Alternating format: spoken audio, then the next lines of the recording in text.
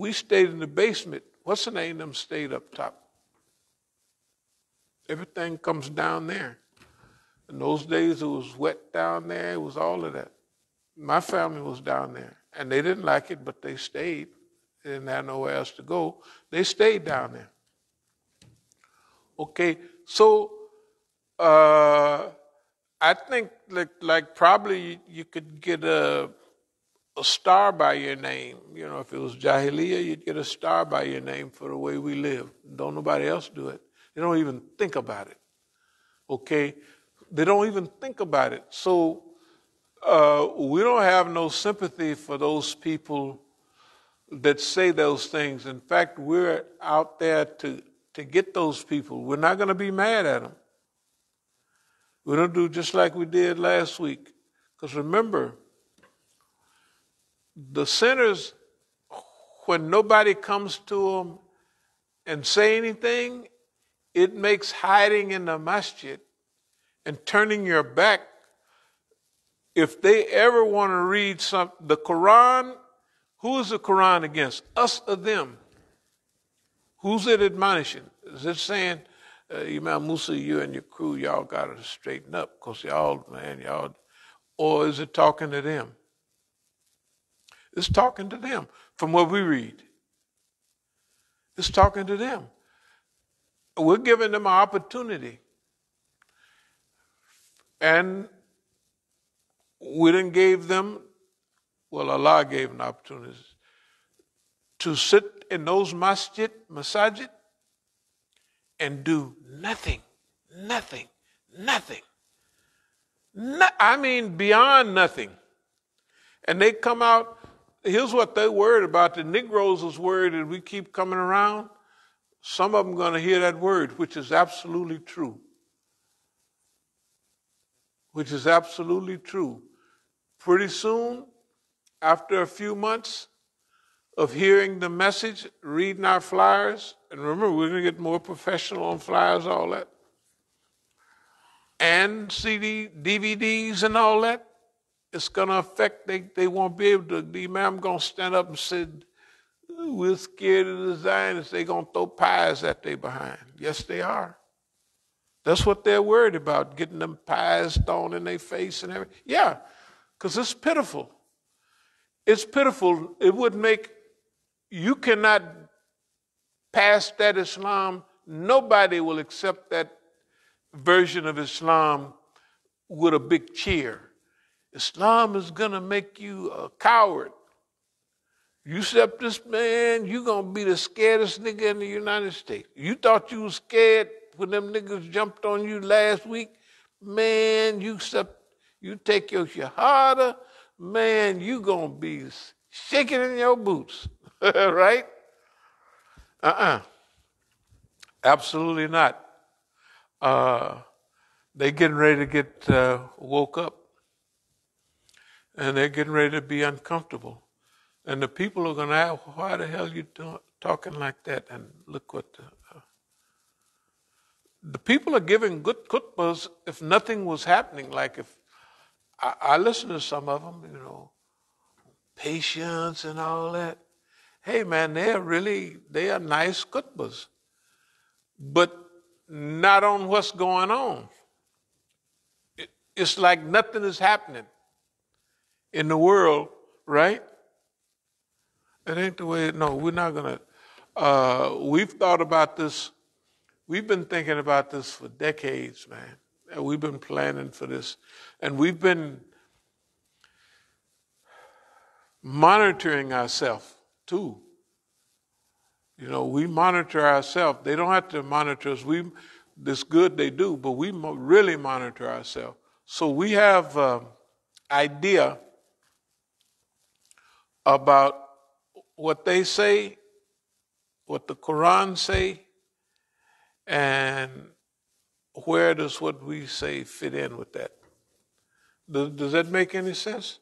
Shoot, man. Yeah.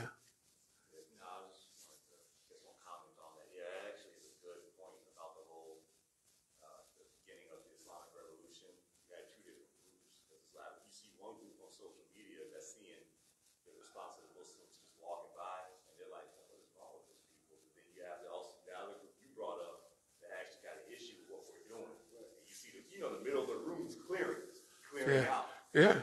Everybody go to their own wall, Yeah. No, we're going to be the heroes in this. It's not because we want to be heroes, but the Muslims, the Saudi-funded Saudi, they're not doing anything. They're not helping anybody.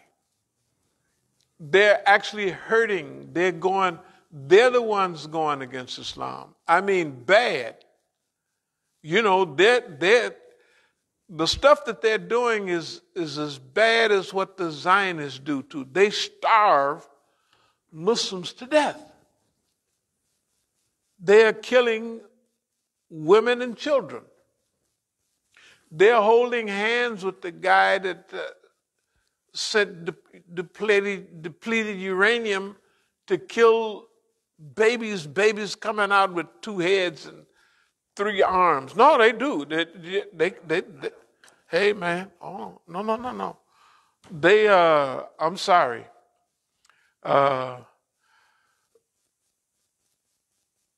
But I do, the offer is there. If they like to hear that, they should go sit there with them. Wait till the day of judgment. That's what we say. You like that nothingness? Go over there and go with them. If nobody want to come with us, don't come. That's all. But my feeling is that the Muslims want to do. They know nobody can be a Muslim and read the Quran and not know. It's kind of clear. And they read a hadith after every.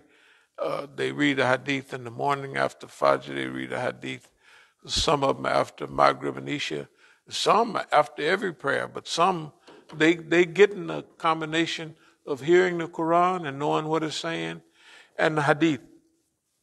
We're on safe ground. They're the ones that need the help. Okay. I just wanted to work it off topic, but a brother did ask, is it haram to have locks to lock your hair? I told the brother I'd ask, Locks of hair. Okay. The hadith say like, okay. The hadith say certain things about the hair. They say like the pigtail style with this cut off and that cut off. You can't have hair like this. That's what it says. Okay. And now the braids.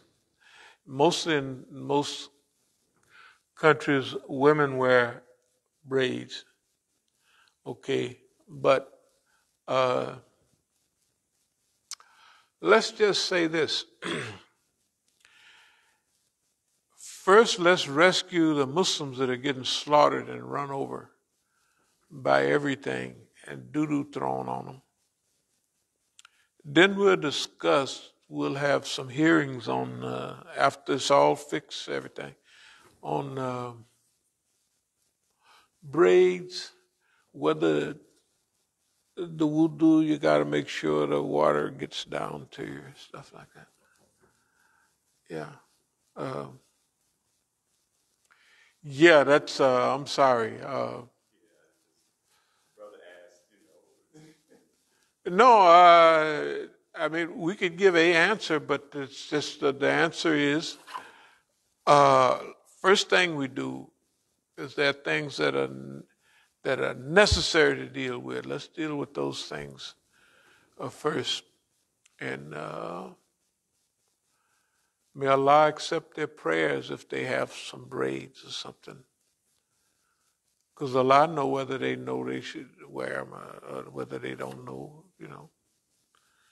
Yeah. And why should we change the subject from the hawk to get into off in the woods? Yep. Any more questions or comments? no, that was it. Alhamdulillah. It's